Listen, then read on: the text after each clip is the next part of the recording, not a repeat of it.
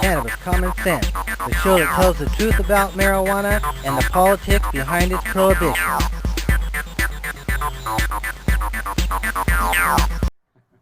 But what I want to just put this out or think about real quickly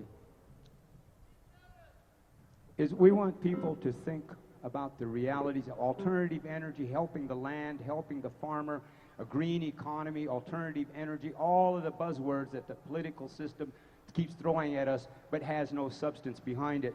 We want people to think and consider the identity and the realities of industrial hemp as an alternative energy solution to the problems that plague this planet. Hemp will help the farmer, it will save the farmer, it will create an environment, a fresh air environment that is healthy for this planet.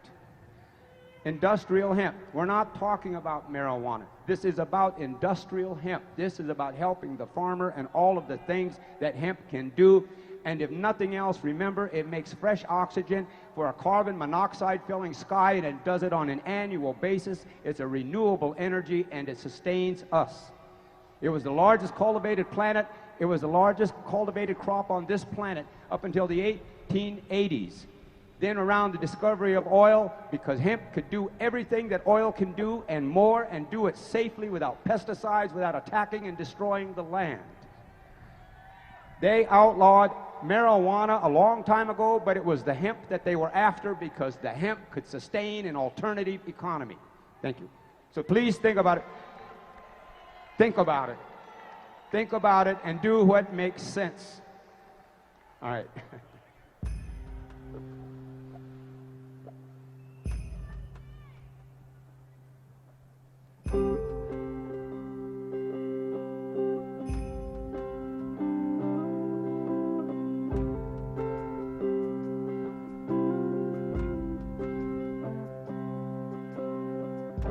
Give us this day our daily yeses. Yes to life.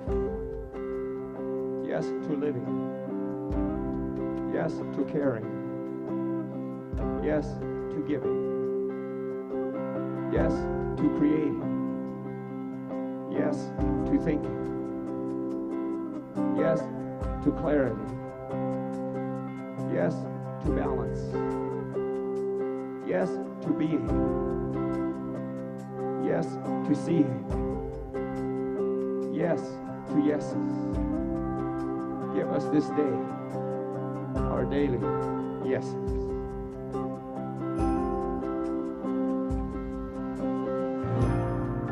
Chaos,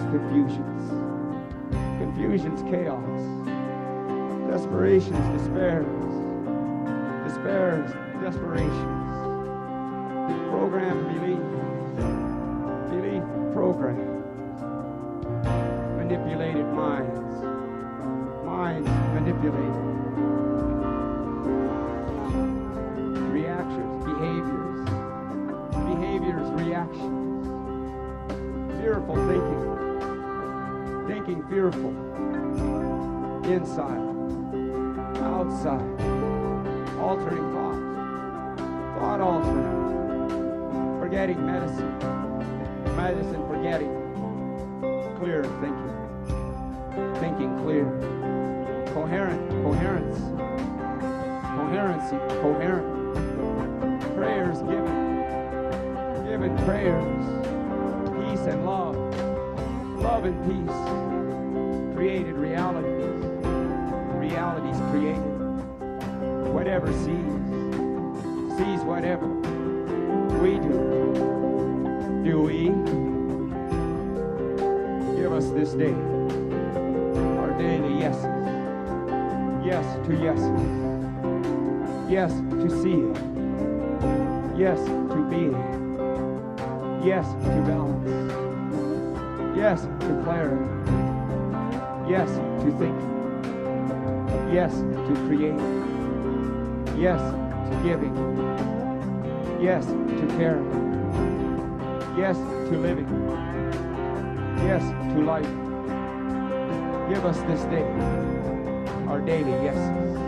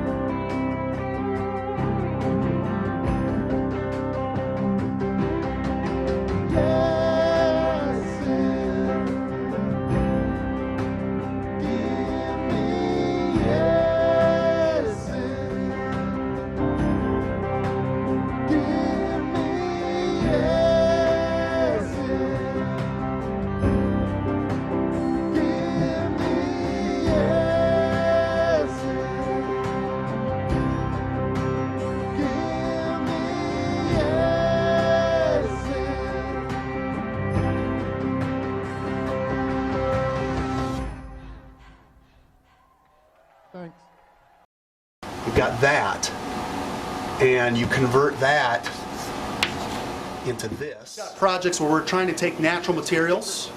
So this happens to be hemp fiber, industrial hemp fiber, and we're trying to churn these sorts of materials into solid materials that you can build all sorts of things with. So the advantage of doing this is you can grow these materials locally, manufacture them locally, and they cost a fraction of the amount as their synthetic counterparts. And in addition, you can mix synthetics in with natural materials and make new composite materials that have the best of both worlds. So normally people are used to looking at a car door like this. This is what most people see.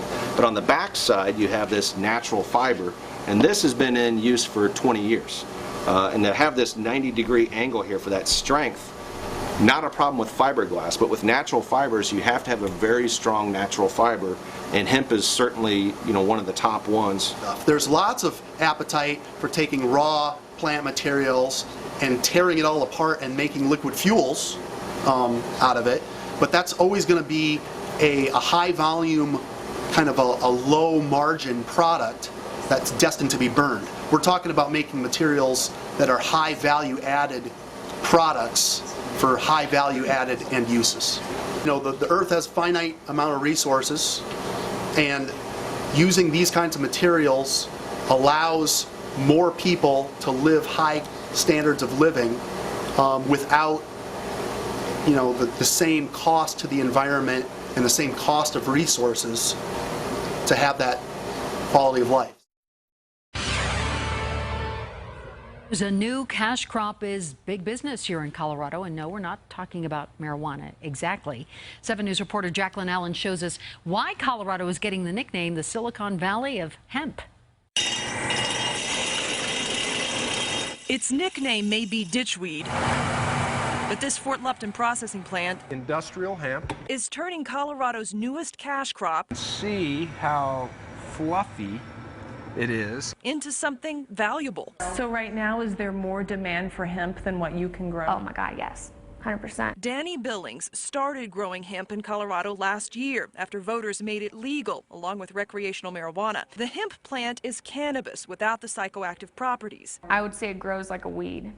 Literally, you throw it in the ground and just watch it grow. But hemp is still illegal under federal law, so processing facilities are hard to find, and most processing here is done by hand. This hemp was grown in Sterling, Colorado. That's where Pure Vision Technology in Fort Lupton is coming in. President and CEO Ed Lehrberger gives us a tour of his pilot plant. Our tagline is pioneering the hemp revolution. Here, they're using new technology to quickly turn hemp stalks into raw materials like this pulp to make paper, or this sugar to make biofuels, a sustainable alternative to oil. So you process the entire plant? The entire plant. Some of our clients specifically are trying to get away from oil-based products that they sell globally to bio-based products. Pure Vision has been processing corn and wheat for years, but hemp farmers like Danny have driven demand to process this plant, saying it has thousands of sustainable uses. Clothes, shoes, chairs, literally everything that we're in right now can be made from hemp, so just needs to get going. And from the plant to the pulp to the paper, Colorado is getting going. The so-called Silicon Valley of hemp turning ditchweed into a hot commodity. In Fort Lupton, Jacqueline Allen, 7 News. One of those is a hempcrete ball. So what you have here is the inner core portion of the stalk, which is similar to some of what we have here in this bag, the little woody portions that you see in here. And then we mix this with a lime binder and water, and this becomes a non-structural component of the wall insulation. Or you can compress them into blocks to have structural components of the wall. It's breathable, resistant to mold, resistant to fire, and you can learn more about that at hemp-technologies.com. And so that's carbon negative. This is a carbon negative, is what the tests have shown for our colleagues in the UK. Now, this is one of the reasons why we want to be cultivating industrial hemp in this country, is it so that we can start decorticating those stalks to create that hurd that we'll need to go into this building application. And not only can you use this hurd in a hempcrete, but you can also use it in a hemp block. So here's a little bitty piece of pressed board. And this also is using the hemp hurd and then pressed. This is made in Canada. Nice, just a little bitty press block there. Keep all this organized. I'll try to put it back and in then containers. right here we have hemp insulation. So this is a pink insulation replacement, and you can get this in various sizes, and of course it's cut to be 15 or 16 inches depending on what you need. It can come with or without a fire retardant depending on your needs and building code. So here we have, I think these are both made in like a needle punch machine. It's a non-woven matting. This is a very thin piece, so you could use this as what is essentially made into this briefcase right here is this type of matting that is then molded and infused. You could also use this as something to go underneath countertops or as perhaps soil retention. And last but not least, what we have here is the bast fiber on the inside. So this is the outside of the stalk, and these are the long bast fibers that you would use to make those non-woven mattings and to make the hemp insulation. So I said last, but there's one more item here. You have hemp bast fiber. Yep, hemp Here's bast the hemp fiber. hurd fiber. You want to tell our audience the difference between the two? Yeah, so this is the little woody core on the inside. This is the hemp hurd. You can see this in all cannabis plants. They all have the long bast fiber on the outside. And that bast fiber on the outside is what our colleagues like in China are using to make the amazing textiles, such as what I have on right now. This is hemporium from South Africa. And then the inner core here is the woody portion. But you could also use this in type of applications such as gasification to create heat in greenhouses and in homes. So this is a very animal bedding. Amazing for animal bedding. We just cleaned out our chicken coop, and we had the top part with straw, and underneath we had the hemp hurd. And so surprising in Canada at our -30 weather how the hemp hurd was still really light and fluffy, and it was able to remove the straw quite quickly. Well, thank you. Industrial use, you know, I don't see there any harm, and there's a lot of good uses for it. You know, people fight it because of the, well, from the blackballing of it through William Randall Person's paper industry. I guess that's where it first started, but I don't mind the industrial use. I mean, it makes rope, fine clothing, fine paper, whatever. Anything you can make out of hydrocarbon, you can make out of a carbohydrate. There's no reason to be burning fossil fuels when we don't have to. If you can grow hemp properly, it is a material that contributes to sustainable agriculture because the tonnage of carbon removed from the air in the form of carbon dioxide is high relative to the amount of carbon removed from the air by other plants, like trees.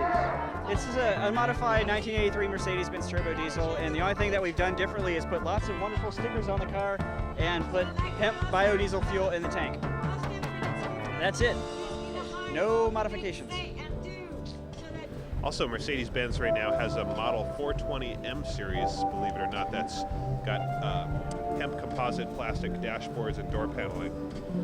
And they're discovering that it biodegrades when it breaks upon impact. It doesn't break sharply, so it's less likely to injure a person.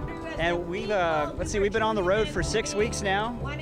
Got 6,000 miles on the car. That's totally on hemp. And we've got another 6 weeks to go roughly before we end our tour in DC. There's a lot of problems that have to be solved, and this can solve a number of it. Its fiber strength is up on the order of 5,000 psi. So you get a fiber strength that's equivalent to some of the toughest, strongest woods. When you process hemp fiber using a hydrogen peroxide process, you can control the pollution more effectively than using chlorine processing, which is used for paper. The hemp that comes out of this process can be made into oriented strand board. Oriented strand board is the largest growing sector of the materials industry for construction. Oriented strand board can be made with hemp fiber having a modulus of 6,000 psi, about twice the strength of ordinary particle board. This makes hemp fiber bonded with its own natural binders, a suitable material for underlayment, sheathing, and roofing the substrate in houses and housing construction.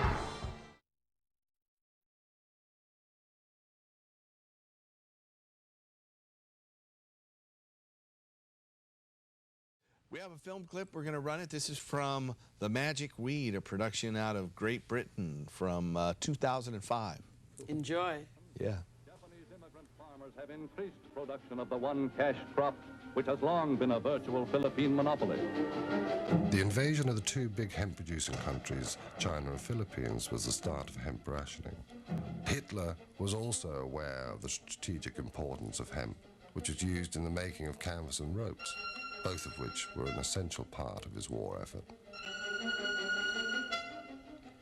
In 1941, when the German army invaded Russia, it blocked Britain's supply of Russian hemp. Germany managed to develop her own hemp production, but the cultivation of this fiber, which had become so necessary in wartime, was still banned in Great Britain.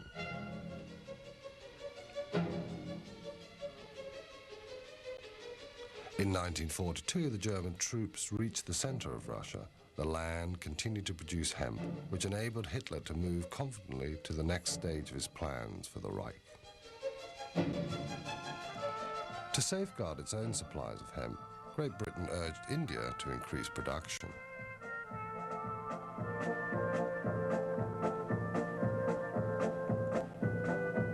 Meanwhile, war was spreading to Japan. Within little more than a year, Japan, successfully employing once again the deceit and treachery which had so well served her in the past, had taken the final desperate plunge. When Japan bombed Pearl Harbor, forcing the United States of America to declare war, Americans realized they were cut off from their hemp supplies. The U.S. Navy was totally dependent upon hemp for rot-resistant ropes for their ships and for many other components. The American government then decided to redevelop their hemp industry. Marijuana was legalized again and farmers received seeds. A propaganda film called Hemp for Victory was then made to encourage this war effort.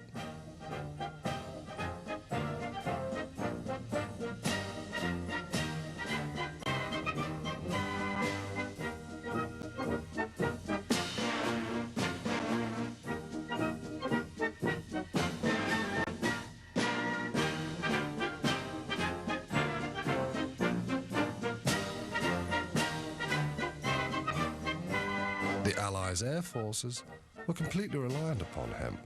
Parachute straps, packs and belts were made out of hemp. No other available fiber was so strong and so reliable under combat conditions. After General MacArthur had forced the Japanese to withdraw from the Philippines, hemp production soon reached pre-war levels again. After the war years, a new world arose from the ashes of the old. India gained independence.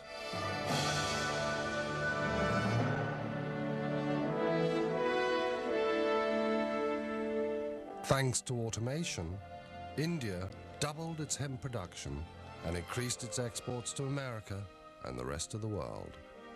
In peacetime, the United States once again banned the cultivation of hemp and cannabis, but at the same time imported millions of tons of hemp during the post-war economic boom to supply its industries. For this is the Port of New York, a sprawling pattern of activity covering more than 1,500 square miles. Its 650-mile waterfront, an ever-changing mirror reflecting the work of the world and its needs and tastes. Grain from Canada, and fish from Portugal and Norway, tires from Akron, and hemp from India.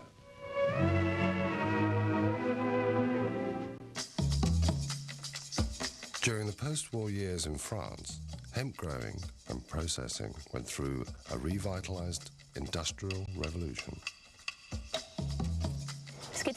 What is interesting to underline is the fact that in France hemp culture went on in spite of American prohibition.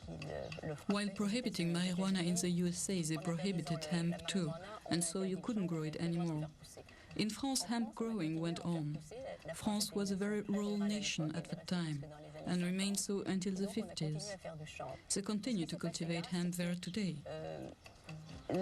What happened was that synthetic fibers went on to become a huge development. And even in France, in a country where hemp growing was still legal, hemp began to widely decline. until the hemp textile industry finally died at the end of the 60s.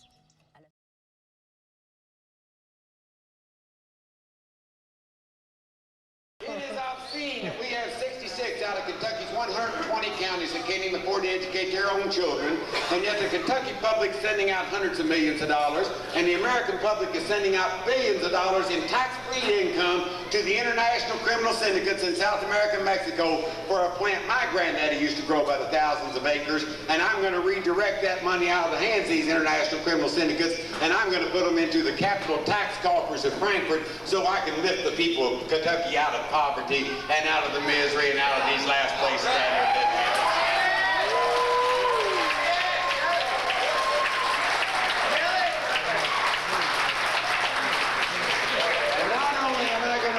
This money, but I'm going to redefine the role of government in policing private behavior in the state of Kentucky. We live in a police state. We live in a police state. You can leave here, go out and get in your car, and they can set up a random roadblock in front of you, make you get out of your car, bring a dog up to sniff you, your car, and all its belongings, take blood out of the yarn, make you pee in a bottle, and stick their hands where the sun don't shine. That's a police state. That's a police state no matter how. I don't know, Jack. It reminds me of another fellow I was telling about running for governor. He said, well, I'll be for you or against you, whichever helped you the most. Any government that tells you that the solution to a present-day problem is doubling the prison population over the next 20 years has its head stuck where it's never going to discover the 1,000 points of light of George Bush. That's my opinion of it. These people's idea of future full employment is to make half of us prison guards and the other half prisoners. This man is an alien. He's not a conservative, he's an alien. He and Ronald Reagan both. They are willing to imprison a whole generation of people to keep intact the petrochemical and pharmaceutical monopolies in this country, of which he's well vested in each. And I think he's a vampire.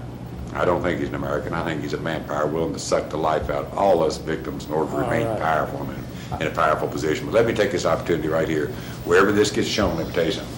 I am pleased and honored to be in the presence of one of the most brilliant men in the United States. This gentleman next to you, Jack is author of Emperor Wears No Clothes, and so much more than just an author.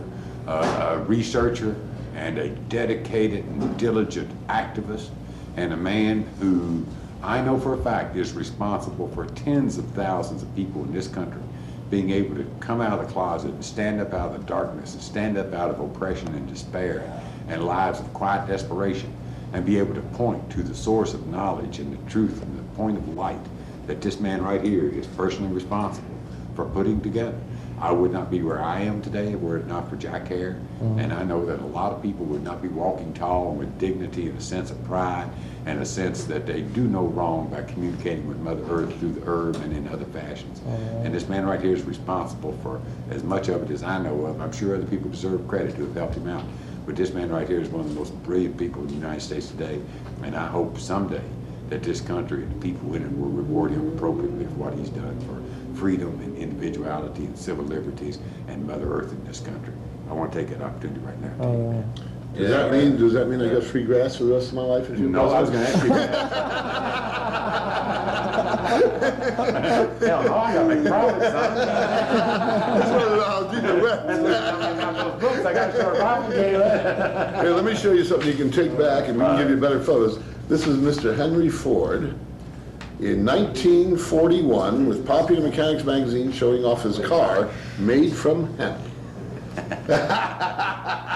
Oh, is that when the whole car itself was made from hemp? And it says so right there in Popular Mechanics, 1941. Is that nice? One more nail in the car. That's an I mean, they should have never let us find that one. Oh man, that is. Let me tell you right now, this is not the case of a blind hog snuffing out an acorn every once in a while. This is dedication and intelligence. You know, I think Edison said that genius is 1% inspiration and 99% perspiration. This man right here has sweat his ass off. Oh, yes, he certainly has. Thank you. Well, I'll tell you, I had a lot of good teachers. Okay, this man wrote a book that I read that was one of the, really, Michael Aldrich had written some of the greatest work on hemp long before I even really understood hemp. Well, he wrote it in '77. The Kentucky Really? the Kentucky what was it? Marijuana feasibility study. It was fucking blew my I've mind heard away. about that, yeah. It was by I've adding heard that that and that and the prospectus. So he is not somebody who needs to come to me to learn about hemp. I learned a lot of my hemp from him. I was born in it, Jack. They know marijuana does not make you crazy. They know marijuana does not lead you to crime. They know marijuana does not lead you to harder drugs. But marijuana is a system of control that they can exercise over you because you step out of line from their corporate policies. This is the Million Marijuana March. And today there are demonstrations just like this in every major city across the world.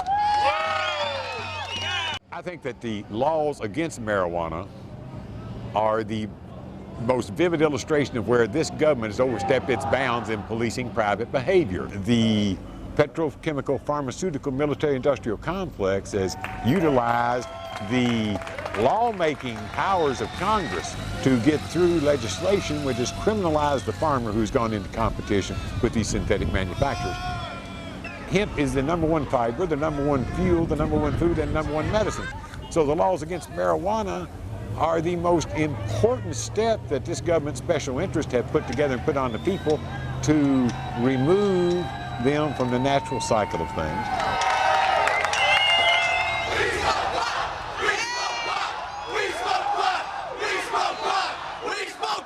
No pot! No pot! We smoke pot! We smoke pot! Unless people actually get out in the streets and actually demonstrate and actually push the envelope, this First Amendment has no life. I've been at these things when we had 50 people. I've been at them when we had 20,000. And I'm always empowered by seeing one person stand up and try to give life and vibrancy and existence to the Bill of Rights in this society. We live in a police state, there's no doubt about it. You can leave this demonstration and go get in your car and get out on the road. And they can set up a random roadblock in front of you and make you get out of your car, bring up a dog to sniff you, your car, and all its belongings, take blood out of your arm, make you pee in a bottle if they think you got something. That is a police state. I will not live in a police state. Our fathers and our grandfathers did not fight and die on the beaches of Normandy and Iwo Jima so that you would have to pee in a cup to hold a job in America. There is a peaceful solution called a peace revolution. Now let's take back America. There's a war and we're in it. I know we can win it, so let's take back America. There was a dream, so believe it and get ready to receive it. Now let's take back America. And when the war is over and we've won it, let's remember how we done it so we don't have to do it again. There is a peaceful solution called the peace revolution. Now let's take back America. Pardon me, I don't think marijuana was a problem back in 1937. It certainly wasn't a problem. It's certainly not a problem today, and it's all over the place. So I don't know how it could possibly have been a problem in 1937. Except for the fact that when they passed that law, for the first time the federal government took over the right to tell you what seed you could plant in the ground and what you could do with the product of that seed. Let me put it like this. Some people who don't know me give me a reputation for wanting to legalize drugs. I do not want to do that. I'm in the business of trying to license and regulate cannabis as a crop. Tomatoes are legal. Alcohol and tobacco is licensed and regulated. And I seek to license and regulate, take it out of the black market status, just cannabis now. I would take the law enforcement dollar, which we would save off of that we're currently spending on detecting, arresting, prosecuting, and incarcerating people who associate with the cannabis plant, if we changed the laws, we'd save all that money. I would go after the hard drugs. I'd go after the synthetic drugs, the crack, the cocaine, the heroin, those kinds of synthetic drugs, man-made drugs, which destroy the spirit and overcome rights of determination and self-choice because they're addictive and destructive to the body. But the most insidious is the prescription medicine scourge. There are pharmaceutical medicines and their impact on society have paralyzed entire portions of Kentucky, including vast regions of eastern Kentucky, which have no economy and have no jobs, and are the main sources for illicit OxyContin and Lorcet and Lortab. And these pharmaceutical companies are out there spending billions of dollars encouraging as many people as they can to take this poison. And they know that it is addictive, and they know there's a huge black market that builds up around people's necessity of continuing to take this addictive medicine once their doctor stops their treatment. So there is a big black market up there, and the pharmaceutical companies are well aware of it. For less than a penny a tablet, they could create OxyContin, so you can't crush it up and snort it. So they're aware of this, but they didn't do that, and it's not because they didn't want to save a penny a tablet. It's simply because they knew they had a big addiction situation, and they were going to sell a hell of a lot more OxyContin than if everybody was addicted to it. You know, one of the things that Gatewood, one of his sayings was the synthetic subversion, and he was referring to in the 1930s, 1940s, there was a conversion from natural substances and natural materials, natural fibers, etc., to artificial stuff, synthetic fibers. And a good way to look at that is, you know, for thousands of years, hemp was the #1 thing that was used in twine and rope and things like that. And it was quickly replaced by the pharmaceutical-derived synthetic nylon. And we can see the same thing happen with cannabis and medicine, replaced by pharmaceutical drugs, which are mostly petroleum-based. We see it in construction materials. We see it in just about every aspect of society, where natural, renewable products replaced by often caustic, toxic, artificial synthetic products. And that was a really astute observation that really kind of, you know, helped me form what I think is that prohibition is only a symptom of a greater, more systemic problem, which is a war against the natural world, really, in so many ways.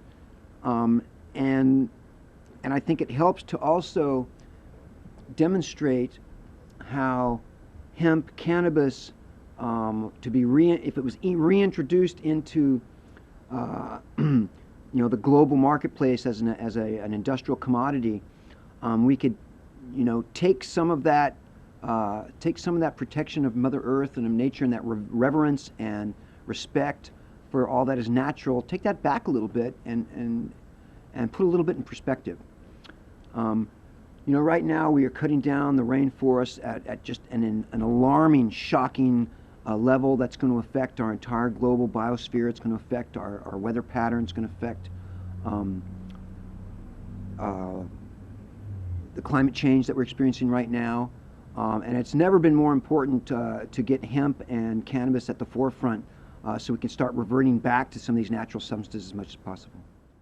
And the question of hemp, the question of cannabis, is the most vivid illustration of how this government has overstepped its bounds in policing the private behavior of citizens. When they told us we couldn't plant a hemp seed in the ground, they severed us from the natural cycle. That is what they seek to do. I call it the synthetic subversion, where they want to replace all the natural products on earth that used to be grown out of God's earth and God's seed, and replace them with synthetic products and knocked our farmer out of the agrarian society and the agrarian market and made the ghost towns of our small cities and villages across this country. We need to rediscover a cash crop, one that will allow our farmers to go back to the land, one that will allow our farmers to compete with the petrochemical pipelines. You plant U.S. 7% agricultural land in hemp, you wouldn't have to import another drop of oil. We can replace the spills in the Gulf. We can replace the environmental catastrophe that the petroleum pipelines have cast upon Mother Earth, and instead let our farmers grow hemp as a fuel crop. In 1991, Willie Nelson and I poured hemp oil into my Mercedes diesel and drove it across Kentucky in my bid for governor. That's why he started his biofuel plant. Listen, folks, you all have been handed a torch. Jack Hare, bless his soul, passed away. I'm getting old up here. You know, we cannot carry this ball much longer. You have to become educated. You have to learn the truth.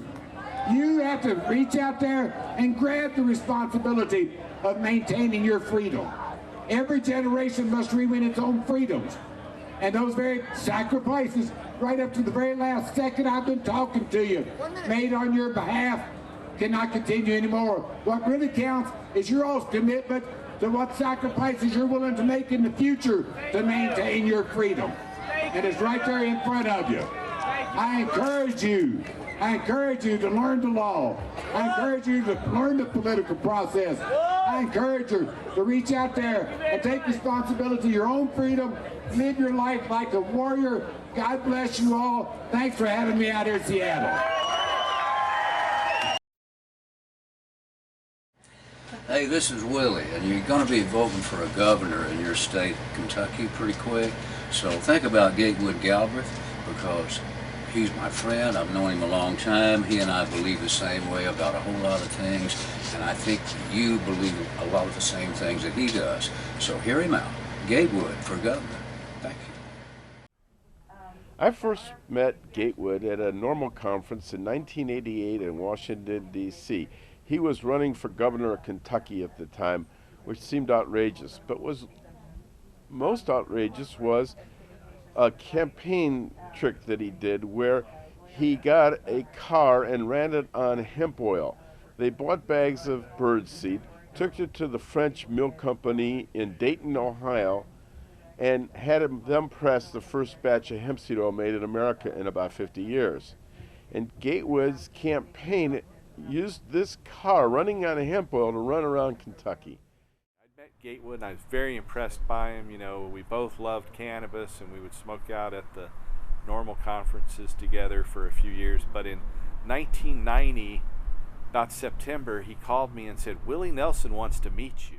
So I hung out with Willie and we got him some herb, and he would have me roll joints about every 45 minutes. He'd say, roll another one, Paul. Roll another one, Paul.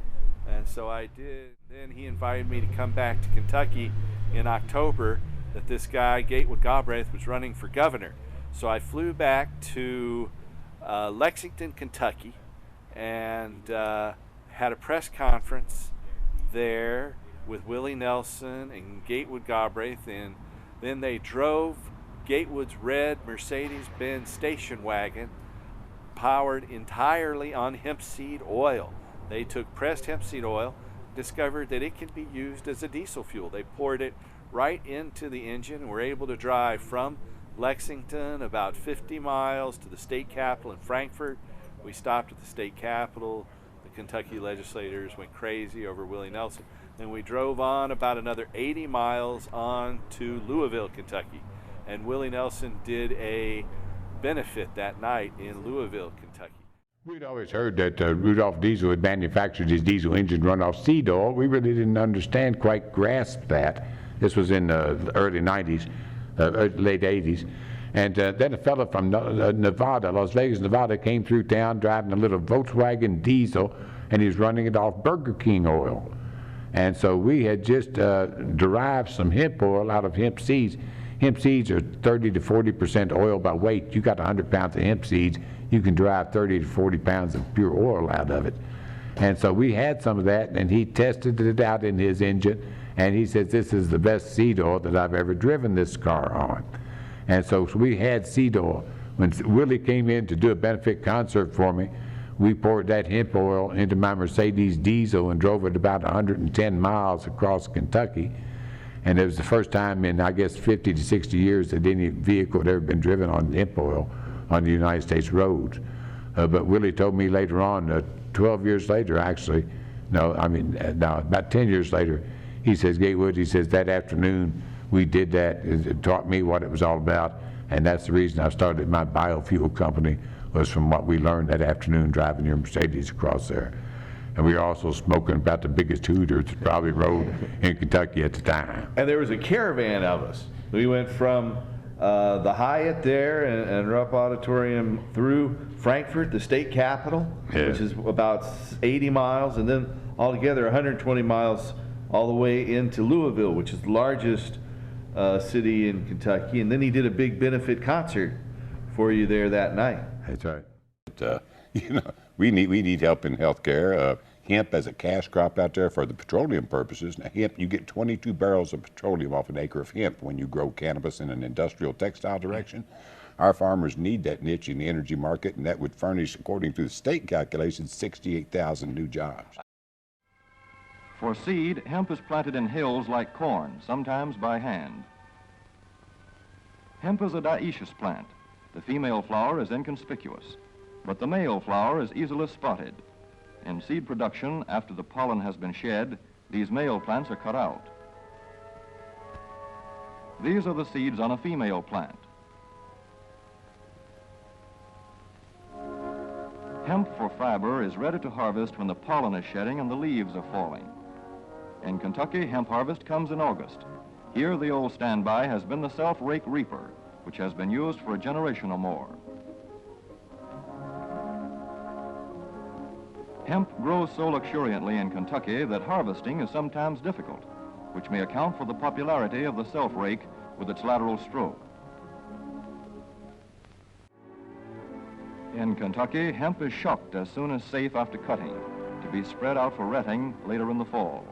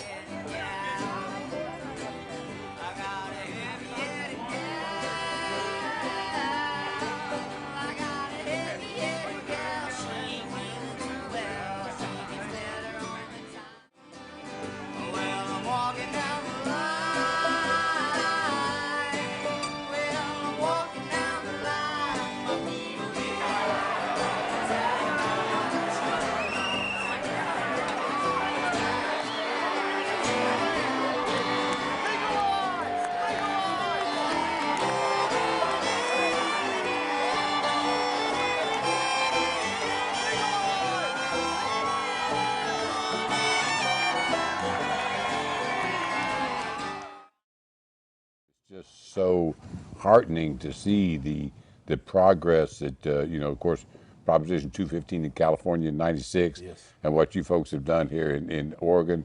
I mean, it's just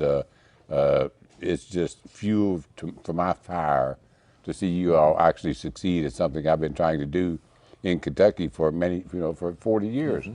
We need to lift Kentucky out of poverty. It's one of the most poverty-ridden states in the country. We're ranked 47th, 48th, 49th, and 50th in all the standard of living indexes. Our children are poor, we're broke, we're bankrupt. We can't fund the retirement for our teachers or for our public employees. We need to find and rediscover something that will generate some money in the state. And of course, we were the world's largest producer of cannabis for over 100 years. That's right. And so, I want to go back and touch on the history and heritage of the state and get us to return to cannabis as a cash crop.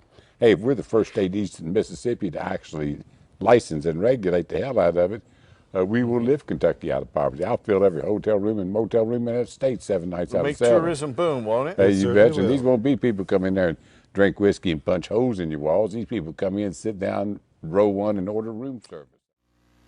The United States Constitution does not provide you the right to life, liberty, and the pursuit of happiness. That's in the Independence, Declaration of Independence. That's not law. So you don't officially have a right to that under federal law. But Kentucky has a constitution also, just like all the other states do.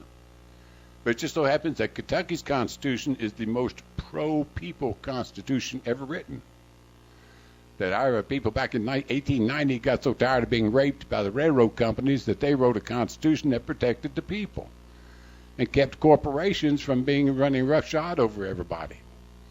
And even now, that's beginning to fracture as our legislature keeps selling out to the folks that I call the petrochemical, pharmaceutical, military, industrial, transnational, corporate, fascist, elite son of a bitches.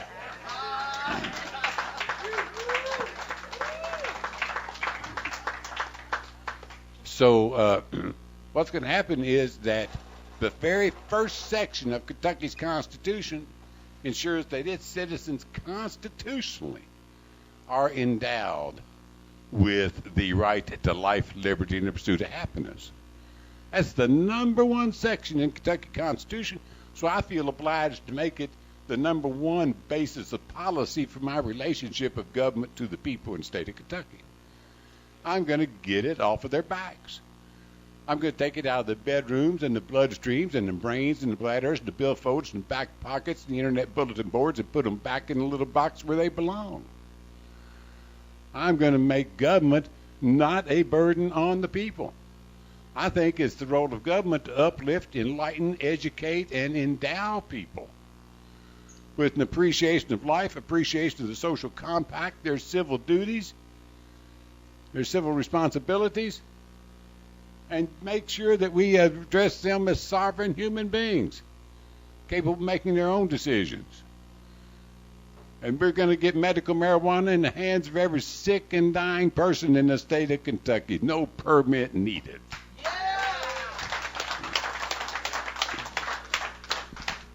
I'm going to take it out of the hands of the 10 and 13 and 14-year-olds who are doing it just for kicks.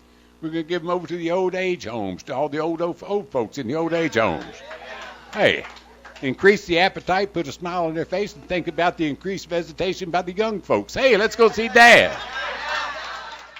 Okay, folks, here we are standing on the corner of Man of War and Versailles Road. It's Keeneland time. A lot of traffic. I know it's going to be a large amount of traffic coming through this intersection. I've got a sign here that I'm holding up. You can fix a sign of your own. We'd like you to get a sign from us, but if we can't get you one, make your own sign. Make sure it says Gatewood, Governor, Independent. You stand on the corner, you get traffic coming one way. When the light changes, you turn around and you get traffic going the other way. And just get as many people as you can to see that image. Gatewood, Governor, Independent. Oh, I've been out on the corners like this for about 25 years. I ran for Commissioner of Agriculture in '83. I started doing it at that time. So it's been, 28 years. Step up this way a little bit, Jerry. Let's give you folks a little more.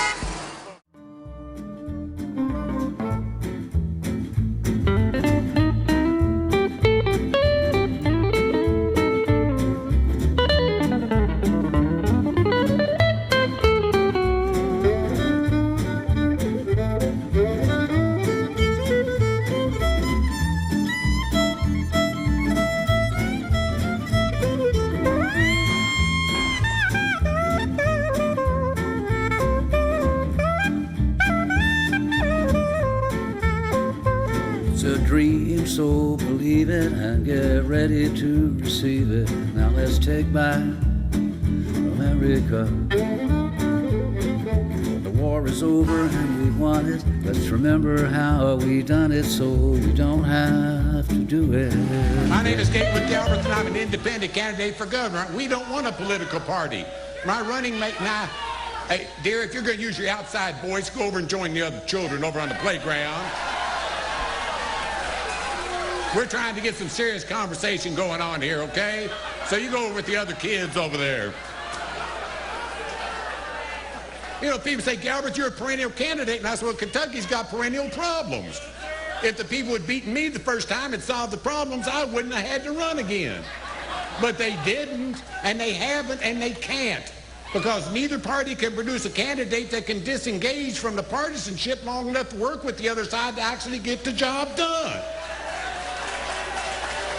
The leadership of both parties have their horns locked up like two white-tailed bucks fighting over territory while our business lays dead in the dust. And both of the parties are to blame for what we've got here. Neither party has presented any solutions to it. Dee and I are not asking you to vote against your party or vote for the other dreaded party. We're asking you to vote for an independent governor who does not care who gets credit for doing what's right for the people. If you're a Democrat or a Republican or an independent, if you've got a solution to Kentucky's problems, you can come to the governor's office where we stand, and we will do our best, and we will give you all the credit for it. If you come up with a good idea, Mr. Williams had a great idea the other day, and I complimented him on it.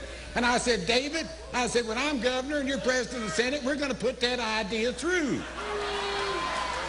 But, you know, folks, I got to tell you, Mr. Williams can't win this election. Mr. Williams cannot win this election. I'm sorry to say.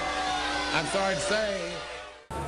Well, listen, if it wasn't for an extremely good mama and the threat of Eddyville maximum security prison, I'd gone wrong a really long time ago. So my mama probably kept me on the straight and narrow more than anybody else. But when as I got older, I became desperate for role models. And so I looked for the people who I thought stood for the right things. They're hard to find. So I decided, quite frankly, you want to know the truth? I decided that this society needs a new hero, and there's no reason in the world why I shouldn't be it, right? Well, with Gatewood, as it was with Jack and us, and of course the main thing was always to talk to you, the younger ones, because we knew we were on our way out, and we need to make sure you're empowered and understand that you have the power to make all these changes. And so that's has always been our main goal as we get older with this movement. Education is the key to all the answers. That's what all the elders have taught me. Well, this is now 25 years ago. I put some money into that pressing of hemp oil that Gatewood did. And so I got a couple gallons of that oil, and that's what I used to start my business, the Ohio Hempery, 1-800-BUY-HEMP, in 1989, 1990. And we produced a hemp seed cookbook and brought in rope and twine and cloth and clothing from around the world. And we're kind of the pioneer of making this an industry. And it could not have done that without Gatewood's early push and inspiration here with the oil. I love watching this, being around 25 years later, to see what Gatewood was not able to witness, which is the total turnaround, where you have the agricultural director of Kentucky jumping up and down to get hemp seeds into his research programs. You have the congressman jumping up and down to get these seeds through customs. And everybody in Kentucky realizing their roots, you know, seeing these roadsides throughout Kentucky that tell of Kentucky's long history with hemp, where it was the #1 crop in Kentucky for over 100 years.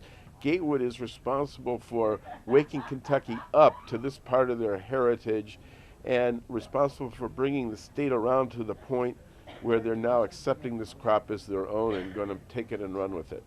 Gatewood supported our initiative drive, did so very publicly. He'd be very happy to see the turn of events since then, but he was an amazing speaker and one of my mentors. Tell your friends, of course, if you don't like it, just hush up about it, would you? That a thumbs down yet. We watched him run 9 races in 29 years, and every time This is the most efficient vote-getting process in the world. it was classic Gatewood. I do, dear. Good to see you. He ran for Congress back-to-back in 2000. Get a photographer. Get a picture of that, would you? In 2002, he said he was done after the 2002 election. But there he was the next year, running for Attorney General. Literally, I was drafted into this race. Gatewood was a soundbite machine. Thank you, brother. Appreciate it. Get your friends out there. I'll never forget that early May Day I spent with him in 2007 while he was running in the Democratic primary for governor. Thank you, dear. I love you all, too. A street corner charmer Kentucky's going to be a fun place to live when I'm governor. who raised Kentucky's conscience. You know, we cannot have that. That's the partisanship that's killing us. Engaging and intelligent, but also Right here in my hand. just wacky enough to never be taken seriously by the mainstream. This was the time he was arrested during Lexington's 4th of July parade. Yes, he was an independent cuss, but Gatewood, Let's head down this way, folks. Kentucky will miss you.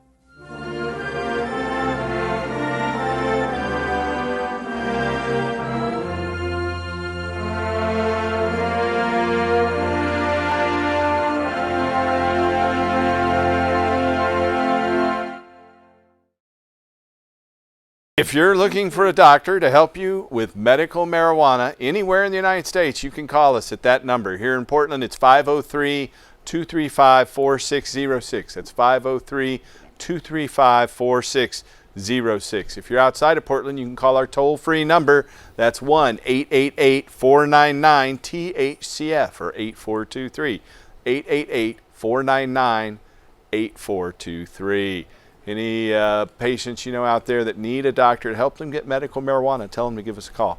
Hey, Elvie, we're off to Columbia. We're off to We're off Columbia. So It's I great. expect no phone calls during the next 6 weeks. Here is Mr. John Cornett. He's going to play some tunes for about a minute here. Thank you, John. Thank you, viewers.